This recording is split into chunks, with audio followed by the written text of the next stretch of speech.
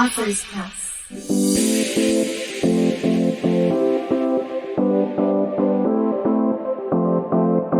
Hello, everyone. Thank you for tuning in. Here we have author Mary Morgillo, who's going to tell us a little bit about her book, which is The Rabid Watchdog's Abuse Within Our Imperfect World, Reflections of a Psychotherapist. And if you can go ahead and tell us a little bit about yourself, Mary, that would be great.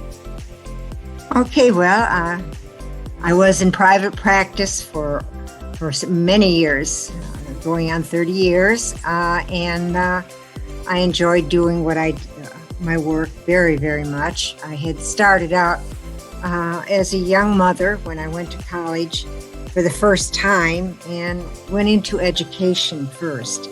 So I taught school for a while, and while I was teaching school, I found I really liked the students, and the students seemed to connect with me, and they would come and talk to me a great deal, but I would sense that they had some difficulties or whatever, and I didn't know what to do about it. So I started taking classes in psychotherapy and counseling so that I could be better prepared. And then that led finally to my going right into the career of a psychotherapist, and I enjoyed it very much because I loved my patients. There was families that came, there was individuals that came, and so I enjoyed it a great deal. And because I really enjoyed it, and I had such a great faith that it was more of a vocation to me than it was a job. I didn't look at it that way at all. I was just believing that I was there to help them, and I became successful. It kind of went to my head. Mm-hmm. And that began, I recognized that, when I say it went to my head, what I'm trying to say is that I rapidly gained a full client load, and many of my peers were sort of surprised by that. And at that time, it was more male than females in the profession. And I think a lot of them came because they did want to talk to a woman, and they didn't know, how to go about it. And I was the only woman on the particular area in town that I was in. So there was a lot of factors that were going into it, but I thought I was doing really good. And so I think that kind of set me up, so to speak, to believe that I could do more than what maybe I was doing. And I suppose that's sort of the sin of pride that many people have to deal with, and so I dealt with that, but I still maintained a very Christian type psychotherapy, and so I did continue to get referrals and continued to be successful, and that led to the problems with hiring someone to help me because my client load was so high. And I trusted people. I was very much a trusting person. And I always believed everybody was good. And I didn't think about the fact that many of them might be jealous of my success, or maybe be motivated by greed or whatever. So I was unprepared to really deal with the world as it was. I grew up in a rural community, and it was a small community, and it was, we all belonged to the same church, and so our social life centered around church and so on. So I was very, very naive about how people can be motivated by greed and evil in the world.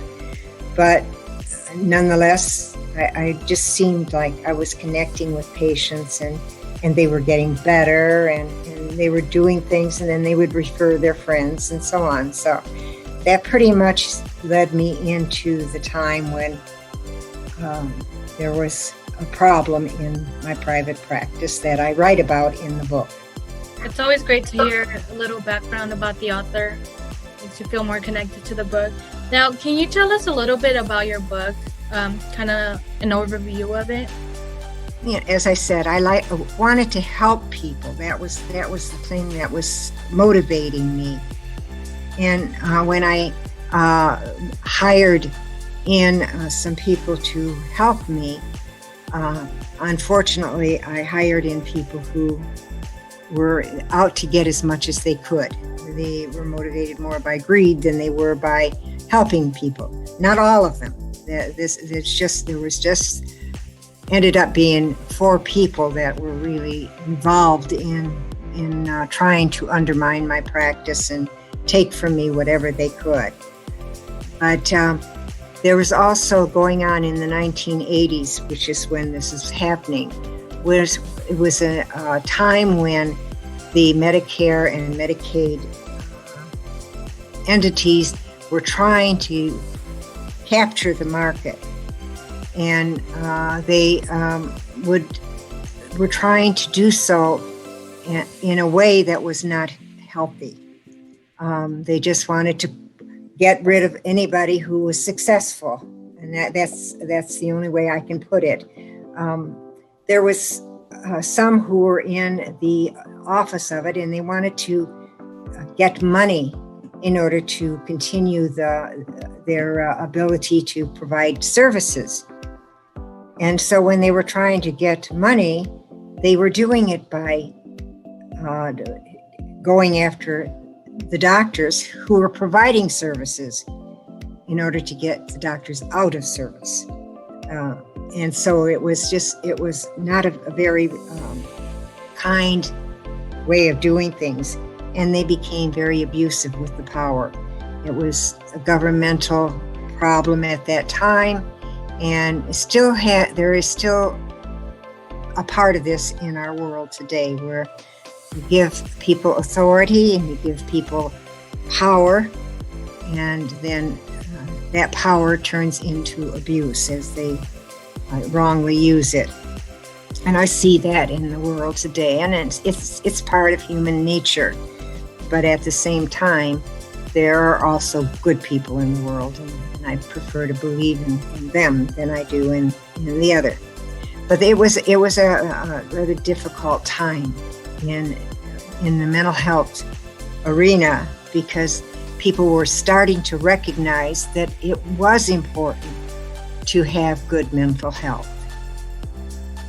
And so my colleagues, were cognizant of that, and so when a couple of my colleagues were wrongly accused, it bothered me, but I still didn't think it would ever happen to me, because I was so careful about keeping good records and all of the things that would prevent that from happening to me, so I thought.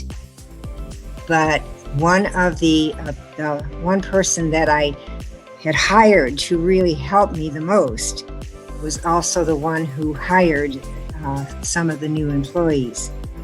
And he hired what we later believed to be a plant from the Medicaid fraud unit. And she undermined the practice. I didn't know it at the time. But I had a lot of colleagues who were watching what was happening, and they were very encouraging of me, and I knew that they believed that I was wrongly accused, and that helped a great deal to know that people believed that. I hired an attorney to help me through the struggles when the person that I'm talking about, who was a plant, had gotten in cahoots with the office manager, and together they doctored up some of the files, and they took it to the Medicaid office, and they thought they had a case against me. So I hired an attorney to help, and of course he wanted the hours, which would give him more money. So it seemed like that was his main motive was to see how much he could get out of it too. So it was it was kind of a tough time for me. But as time went on, it got straightened out. I was found that I didn't do anything. And so, it worked out. My faith is what got me through. I mean, I just believed that God would somehow or another help me through this, and that he would bring good out of all of this. And I'm trying to give a quick summary of that part, where the good that came out of it is it couldn't happen again. By what was taking place, it allowed it to come out to the people in the professions and so on, and so it was revealed. And so as a result, it was not going to be happening again. So, and I got to go to Washington and be interviewed by the senators there, and was a witness for some things that took place to bring about the good that happened from that. And I had colleagues who just kept saying, write your story, write what happened to you, because it's so unbelievable that it could happen to you, that we want people to know that if it happened to you, it could happen to anybody. So, write your story. Well, I started to write my story, and then I was kind of kept from having it published at that time because they said, when you're fighting the government, it's going to be pretty hard and it's going to be expensive. And, they gave me all the negative reasons why I should not reveal it publicly. But as time went on, again, every now and then somebody would say, did you write your story? And that's how I began to write my story. So it is an autobiographical account of what took place.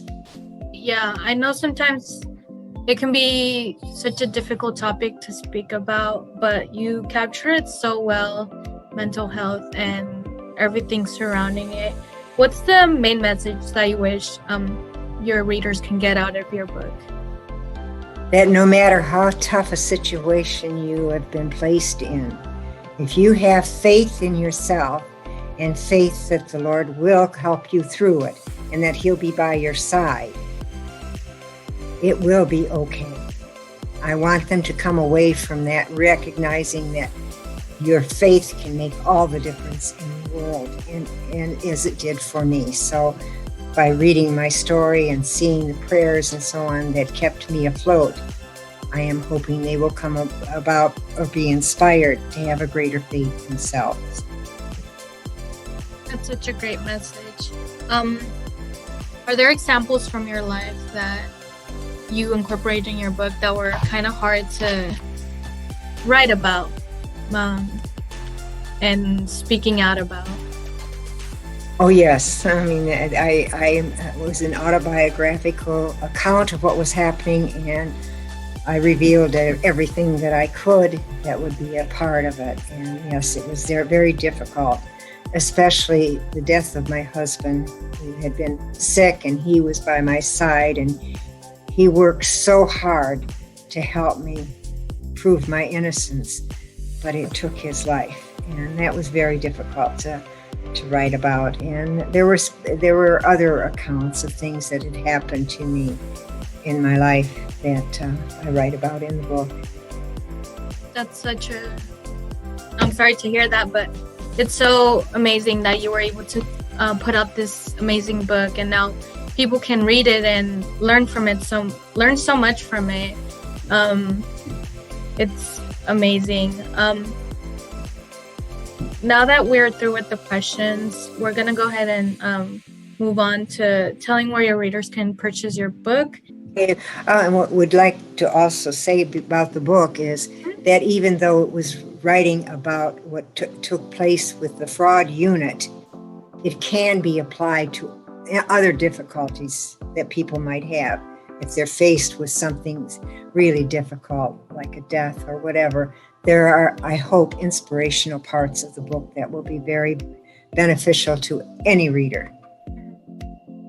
Okay, and you said where can they get it? I have the website, which is easy to access, and that's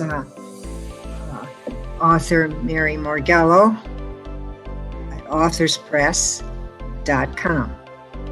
And I know you can also find your book on Amazon as well. Yes, Amazon, and in fact, on the website, it gives all the places and the prices and so on. So, that's available for people to look at. Perfect. Is there anything else you would like to add on to your interview? I think that your questions were excellent, and I can't think of anything right now that I might want to. Might want to talk about, but again, it's been very good to be able to talk with you and to see you. And in today's world right now, we are forced to use Zoom rather than in face that. But it's amazing to me that this is a possibility, and I think a lot of good is going to be coming out of this pandemic, even though it has taken so many lives, and including the life of my son. I also lost my son to the COVID on January the 7th. He died, and that was very, very difficult. But again, my faith gets me through. Sorry to hear that, but thank you so much for telling us about your book. I'm sure people out there are very excited to read it and hear more about it. Again, check it out in her website and in Amazon. The website does give the links to everywhere where you can purchase the book. Thank you again for writing such an amazing story and sharing it with the world. Thank you very much.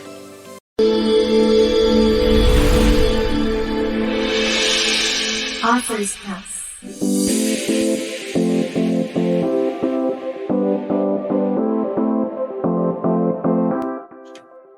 Hello everyone, thank you for tuning in. Here we have today Sarah Tabor, and we will be talking about her book, Learning Together with Sally and Kate.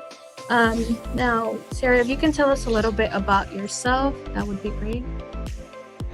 Well, I actually work with children. I work over at a daycare at the moment, but I also have done teaching in the past. I've worked with little kids from preschool on up through kindergarten. And then I also have had a chance to actually, just substitute classes on a weekly basis. So. Okay, and if you can also tell us a little bit about your book and what made you decide to write that book. Well, at the time I was actually in school. I was going for a degree in as a reading specialist. And at the time, that was supposed to be my final project, was to write a children's book, a simple children's book that a teacher could follow to teach their class. So when I did it, it was actually geared for the teacher to teach towards the little ones in their classroom, because it's obviously geared for preschool age. But at the same time, I also wanted it to make it simple enough that the preschoolers would understand it. Is there anyone that inspired you to write this book, or that made you want to dedicate this book to them? My daughter, my youngest, she is a preschool ager right now, but at the time she would get into everything and anything. So I thought, she needed direction, and I thought that writing a simple book like that, she would really love it once she got to learn how to read it and have a chance to look at the pictures. What sort of message did you decide you wanted to put out there when you decided on publishing this book? That learning is actually fun. Learning can be a lot of fun. And I wanted kids to learn that, even if you're following directions, it doesn't have to be boring. It can be fun to do and actually experiment with. Were there any difficulties you came across? Because it was my first book, yeah, I was a little nervous when I was writing it, because I wanted to make sure that the wording would be simple enough. So I must have changed the wording about 15 times. Yes, I figured it could be difficult. It's great that you want to teach kids that learning is fun, and I know sometimes we forget that learning can be fun, and we get kind of stuck in this loop. So the fact that you try and make it fun for kids is such a great message. Okay, now that we've finished the questions, it's pretty short. If you can go ahead and tell the readers where we can find your book. I went through Dorrance Publishing, so if you go onto their site at www.dorrance.com, they actually have a link to their publishing area for their books, and it will direct you straight to the books, and they can just type in the title, it'll bring it up. Perfect. I know you can also find it on Amazon, is that correct? Yes, you can find it on Amazon. There's a lot of bookstores that have it just on their online sites. I have Barnes & Noble is one of them. Is there any social medias or websites that you have where you promote your book that people can maybe look you up on? I have one. It's children's literature. It's through Facebook.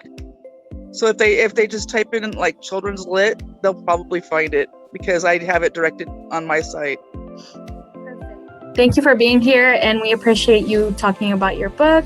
And if anyone would like to check it out, you can visit the website and Amazon, as we mentioned.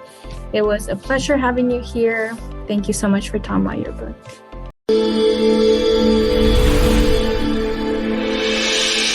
Author's House.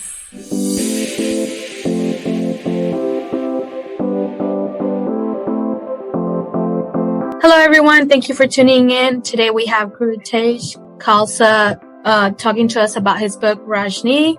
And if you can go ahead and introduce yourself, that would be great. I am Grotesque Khalsa, and I'm talking today about my book, Rajni. I'm American, but I am also Sikh, and Sikh is my religion, my way of life.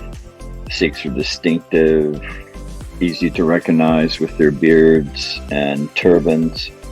This book is actually my second. I've written 3 books so far.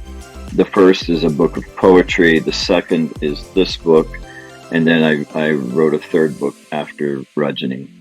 And the book is taken from Sikh history. It is set in India. It is epic in that it covers actually from the beginning of time until around the mid 17th century, 16th century, I guess. It is also a spiritual love story, but it's based on historical events that occurred. So it's a blend of mythology, history, and traditional stories. I westernized it a bit to make it more accessible to a broader audience, because it's set in India. I wanted the reader to be able to have a feel for it, but to also understand what was taking place. It begins that the narrator of the book is actually God. Now, I don't claim to be God. I don't claim to pretend to be God, but as a literary device, it worked really well. And it made it easy this book actually took me 17 years to complete. It went through multiple incarnations. The first draft, when I completed that, I sent it to a group of scholars in India, Sikh scholars, because I wanted to make sure that it was accurate and acceptable historically. Those people liked it so much that one of them even added her name as a co-author, and they published it. Now this is first draft. It was full of typos and all kinds of other mistakes, which they didn't bother to edit at all. So this volume that came out was really, it was pretty embarrassing actually, but it was a big hit with a lot of people. And I was even contacted by a Bollywood film director who wanted to make it into a movie starring his wife. But that didn't go anywhere because I said, it's not ready yet, I have to rewrite it. So I worked on it for quite some time. This story takes place basically from the beginning of creation, and it tells the story of how this certain spiritual path evolved, but also in India, in Amritsar, India, there is a very sacred place there called Harimandir, or the Golden Temple. People might be familiar with that. And the Golden Temple sits in the middle of this huge tank of water. And there's a history to that water. And this book really tells that story. It gives a bit of mythology. It gives a bit of Sikh history, but there's a lot of interpersonal reaction, I guess, interpersonal action, and character development, which was really challenging, but also a lot of fun in writing the book, because I wanted the characters to develop and to really, insofar as possible, I wanted to make them living, make them seem credible and believable. Many of the characters in the book are actual historical figures, but some of them are figures of my imagination who help to facilitate the forward movement of the story. Mm-hmm. Seems like such an amazing story. What inspired you to begin the journey of writing this book? Well, my teacher, my spiritual teacher, Yogi Bhajan, he wanted me to write this book. He kind of gave me the concept of it. I had already written my book of poetry that was released. It had been released before. I wrote a book of 108 poems called Children of the Cusp. And so he wanted me to write this book, and it took some time. I mean, it really took some time, because it really took a long time. And Norman Mailer referred to writing as the spooky art. And there's some truth to that, because writing is a very solitary thing. And especially when you're writing fiction and, creating these characters or giving life to characters who actually live and trying to be true to that, and then creating other characters to fit into the story and make them credible with the history and the setting of the story. It was a big challenge. And there's a lot of dialogue, and I always enjoy writing dialogue, because I'll write it and then I will speak it out loud to see how it sounds and see how it works, and go back and try to work it and rework it. So the dialogue is not really 16th century, obviously not 16th century India or English. It's modern, it's up to date, and how people, more like how people today speak than how people at that time spoke. Like you mentioned, writing a book, it took you 17 years, can be a tedious process. What would you say are some issues that you came across when beginning this journey of writing your book?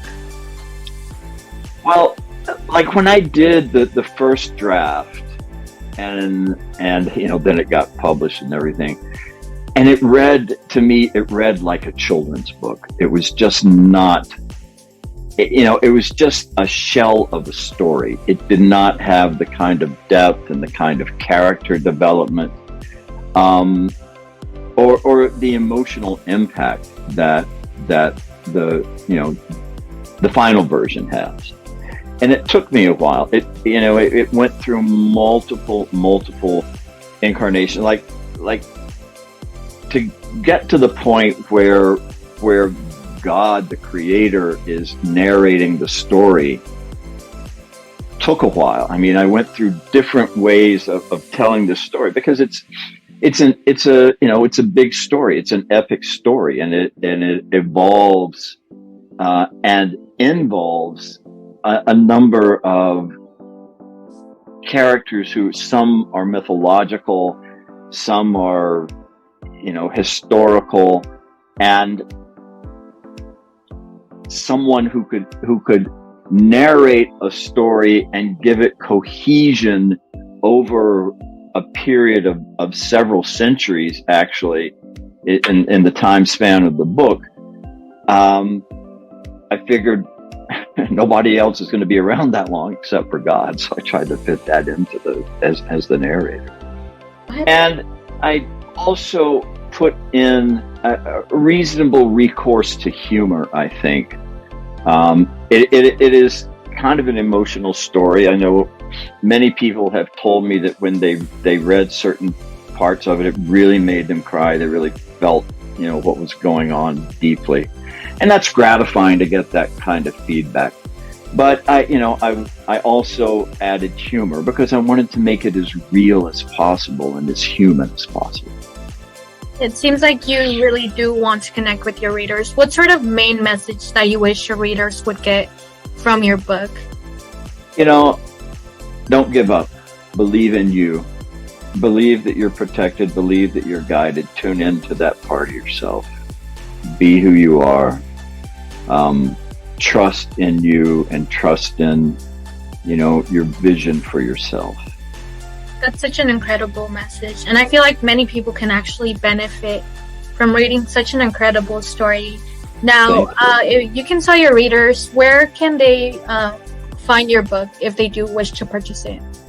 You can find it on Amazon.com. And then I have a website that I confess I have not tended to it properly, but the website is Rejani of Golden Temple, REJNI of GOLDENTEMPLE.com. Perfect.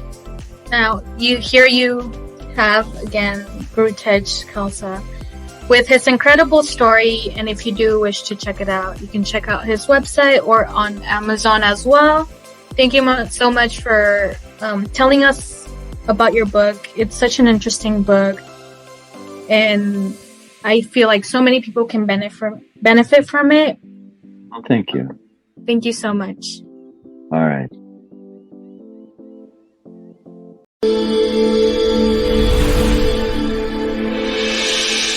Author's House.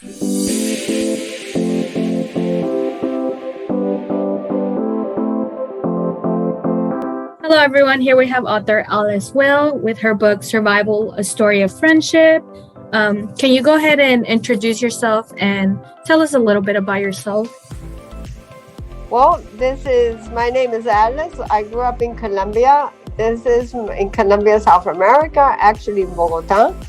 This is my first novel. It took me 13 years to write it, and the reason I really wrote it is because when I was expecting my first grandchild, my thoughts went back to the time when my parents were expecting me their first child. And they gave me a legacy of values which I have passed on to my children. I, however, wanted to leave this grandchild and all the others who might come a special one, a story of their ancestors written as a novel with all the historical facts, but it was not supposed to be a history book, just enough to arouse their interest and inspire them to do their own research. And whenever I sat down to write, I would imagine hearing my granddaughter's voice asking, "Tell me more, and then what happened?" As I said, it has taken me 13 years to write it, but now having finished it, I must say that history seems to repeat itself. The times we're living in are not much different from the ones described in the novel.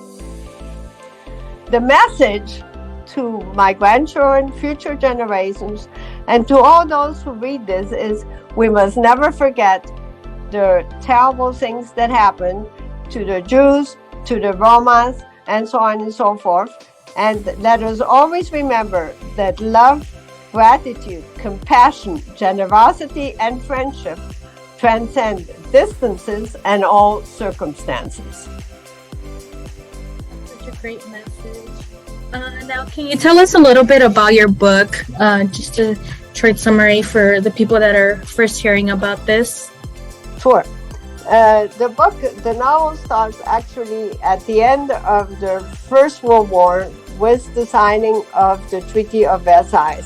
And actually, the novel emphasizes the emotional cost of the First World War and its indirect result on the onset of the Second World War.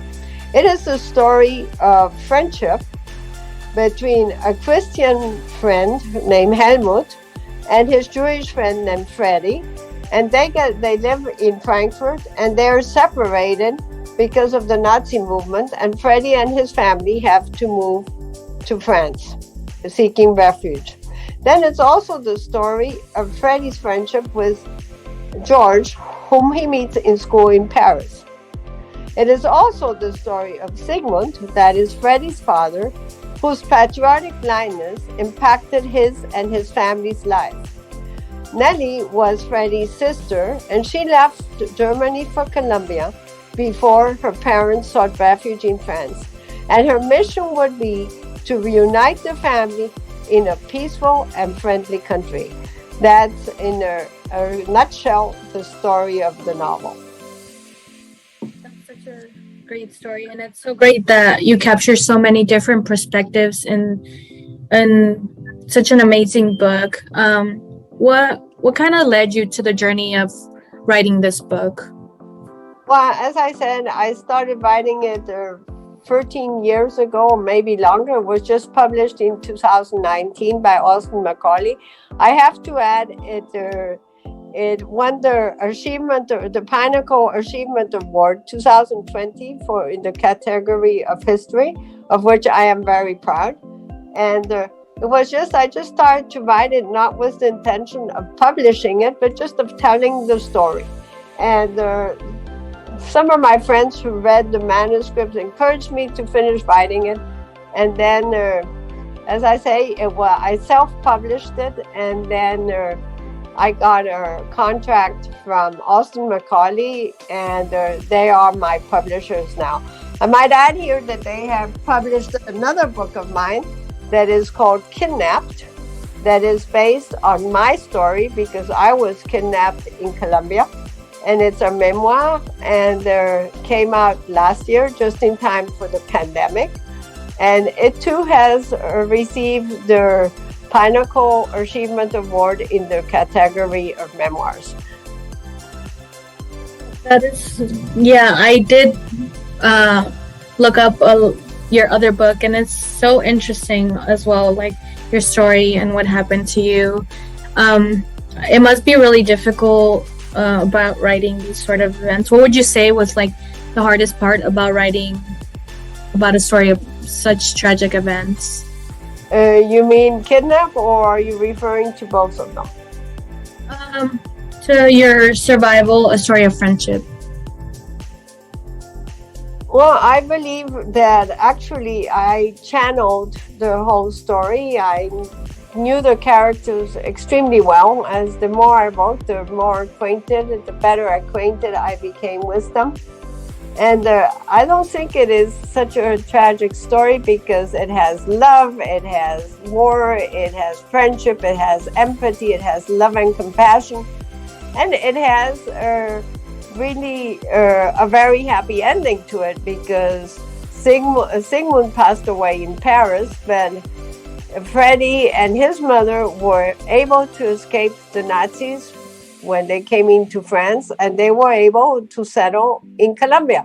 I have to add that there is a second book coming out that is Survival or Story Part 2, which is being worked on now. So it was a lot of fun writing it, actually. And the research I had to do was very exciting because it was like having a key and opening a chest with all the knowledge. So the more you wrote, the more you read, the more you wanted to know. So it was really cool. It was a lovely experience actually writing this novel, and especially making believe I was telling my granddaughter the story. When you tell somebody the story, you make it exciting, you make it vivid. And so that's been my journey. Great to know that we'll be hearing more of your books. It seems like you did a lot of research and you somehow become connected with these characters. What would you say is the main message that you wish to get across to your readers? I would like to get two messages across to my readers, and it is nowadays we have a lot of refugees, not only in the States, but also in Europe, also in China, also in Asia. And we seem to look down on the refugees and forget that there are human beings and how hard it is for somebody, even in Venezuela, which is a neighbor country to Colombia. There are human beings who have had to give up everything, looking for freedom and looking for a better quality of life. And I believe that at one stage or another, we all were refugees and we all need help, and love and compassion and empathy should really guide us to helping these people and to opening our arms out to them, and especially to helping them. Not to look down on them. That may be the best message of all. But there's so many refugees, really children suffering, parents looking how to feed them, and persecution. And we are all the same. We all come from the one, and we all go back to the one. And there has to be solidarity. That might be the main message. Let's be solidary with all the people. That's such a great message, and more people can definitely learn from that message. It's such a great story that you have written. Now, can you tell us where, if people want to find out more about the story and definitely want to check it out, where can we find it? Sure. So the first place to look is at Austin Macaulay Publishers. They're in New York, they're in London, they're in Sharia. You can buy it from them. Those are the publishers. You can find it on Amazon.com. You can find it at Barnes & Nobles. Google Books has it. Waterstone has it. Those are maybe the addresses I found here.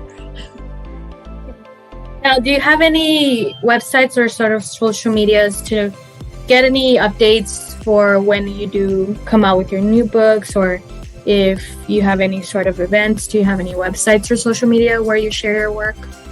Yes, I have social media. That is my Instagram account, and I have to find it for you. Okay. It is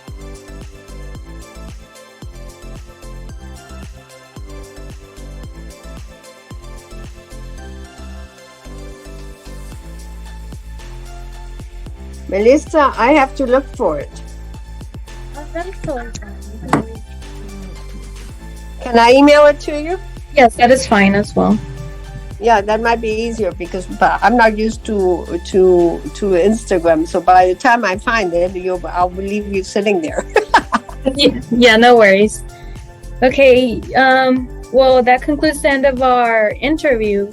Thank you, everyone who's been listening.